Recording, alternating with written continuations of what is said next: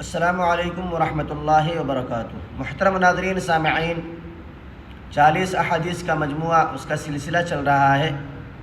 دعا فرمائے اللہ تبارک و تعالی ان احادیث کو مجھے بھی اور آپ حضرات کو یاد کرنے کی اللہ توفیق عطا فرمائے۔ تو چلیے چلتے ہیں آج حدیث نمبر 5 کی طرف۔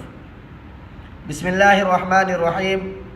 حدیث نمبر 5، من غش فلیس منا۔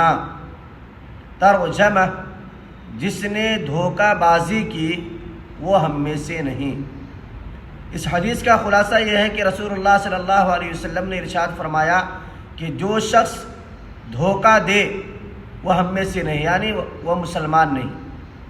ایک اور حدیث میں رسول اللہ صلی اللہ علیہ وسلم نے ارشاد فرمایا کہ مومن سے ہر گناہ صادر ہو سکتا ہے، مومن بندہ ہر گناہ کر سکتا ہے سوائے 2 گناہ کے۔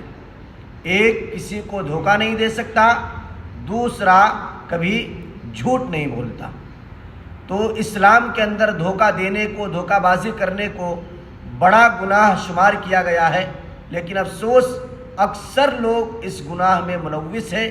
اللہ تعالیٰ اس گناہ سے خاص طور سے ہم سب کی حفاظت فرمائے۔